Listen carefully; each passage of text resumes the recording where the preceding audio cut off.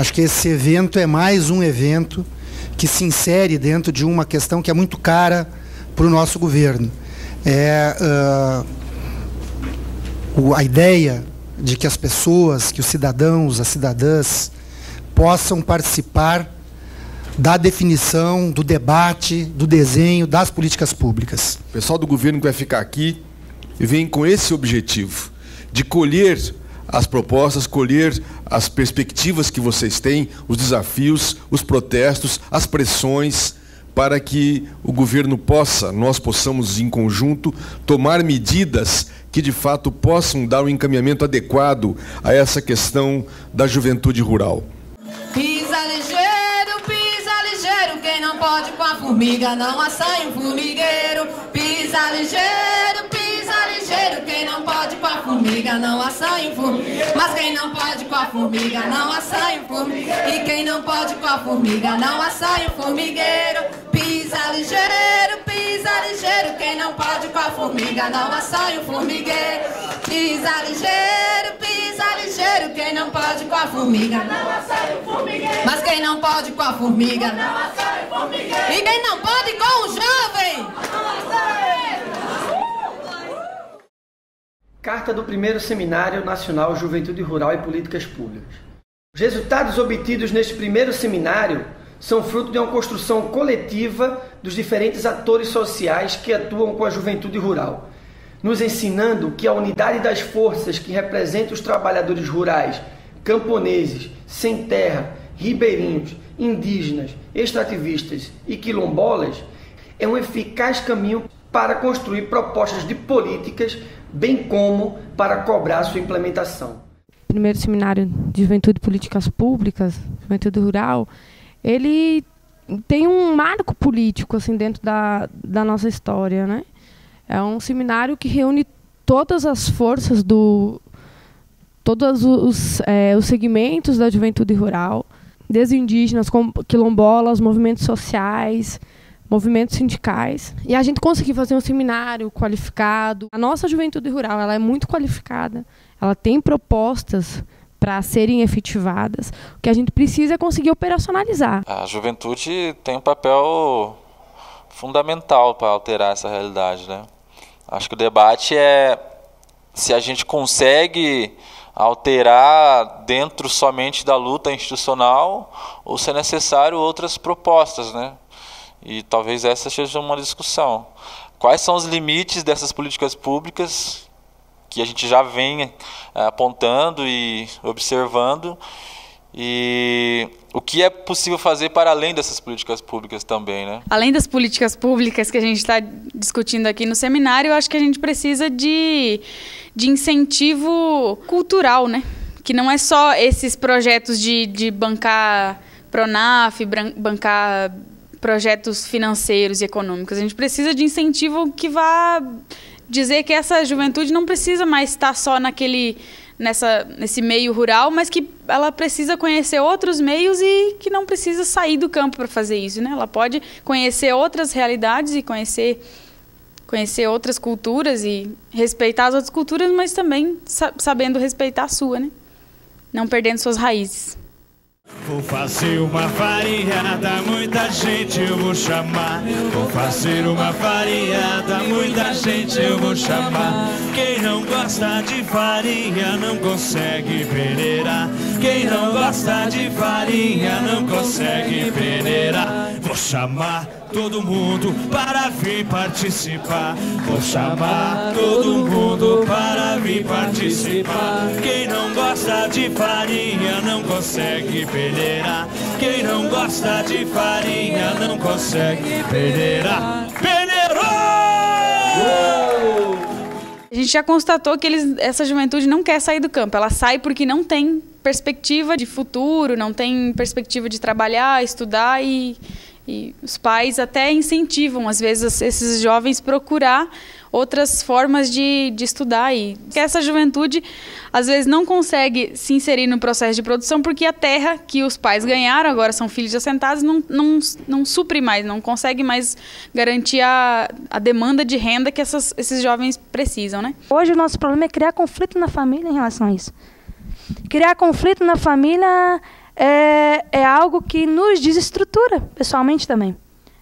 Nós ainda estamos numa estrutura onde a gente acha que evoluiu, mas continua o machismo, o patriarcalismo, onde a gente, principalmente as mulheres, não tem vez.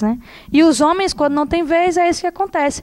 Vai para a cidade ou vai para as distrações. A estrutura hierárquica da sociedade, não vou citar organizações, mas colocou na mente da família que o pai é que manda, Então depois vem a mulher submissa e os filhos mais ainda. Os filhos obedecem. Então essa estrutura, quem diz que mudou está enganado, porque continua. O cenário parece não ser muito promissor para a juventude do campo, mas ainda há perspectiva, Se de fato essas políticas públicas que estamos discutindo começar a ser implementada com vigor e tentar amenizar isso, eu vejo que em algumas áreas é possível amenizar, reduzir, Principalmente essa questão de internet e acesso à educação, acho que é fundamental, O jovem não precisar ir lá na cidade para acessar uma lan house, sabe? Ele tem isso no assentamento, internet rápida, e ter as escolas, perto, se possível, isso é mais difícil, mas universidades próximas das áreas de assentamentos, Dentro da sociedade, a juventude é sempre vista como a juventude do problema, a juventude que está sempre em situações ociosas, se não está estudando, vive numa situação de trabalha com o pai e a mãe. Então, se a gente não for protagonista da história, protagonista das transformações, dos próprios acessos, se a gente não tiver acesso, a gente não caminha, não anda. Então a juventude ela é central. A gente acredita que mobilizando e organizando a juventude camponesa a gente pode dar passos. Juventude que ousa lutar, constrói poder popular. Nós construímos uma carta, os movimentos todos que integraram esse espaço, como uma referência simbólica, como um esforço simbólico, como é a mística para nós. Essa carta é nossa mística. Essa carta é a organização das nossas ideias e, mais do que isso, a organização das nossas proposições e da afirmação do modelo de desenvolvimento que a gente quer para o campo. Portanto, não queremos educação do campo para operar máquinas e para administrar agrotóxicos. Queremos uma educação do campo para reafirmar nossa identidade no âmbito da juventude rural. Vivemos num momento histórico marcado pela hegemonia de um modelo de desenvolvimento agrícola e agrário adverso, que dá centralidade ao agronegócio, baseado na concentração da terra e riquezas naturais, à produção de commodities para exportação, ao uso desenfreado de agrotóxicos, ao alto índice de exploração dos trabalhadores, que gera êxodo rural, desigualdade social e violência no campo. Como que nós, agricultores, que vivemos em integração, e eu falo isso que nós fizemos, a experiência própria na nossa família, a questão da transição, e foi isso a opção de nós voltarmos para o campo, Quando o pai disse para nós, vamos deixar de ser integrado e vamos fazer a opção por uma forma diferente, todos os filhos voltaram para o campo.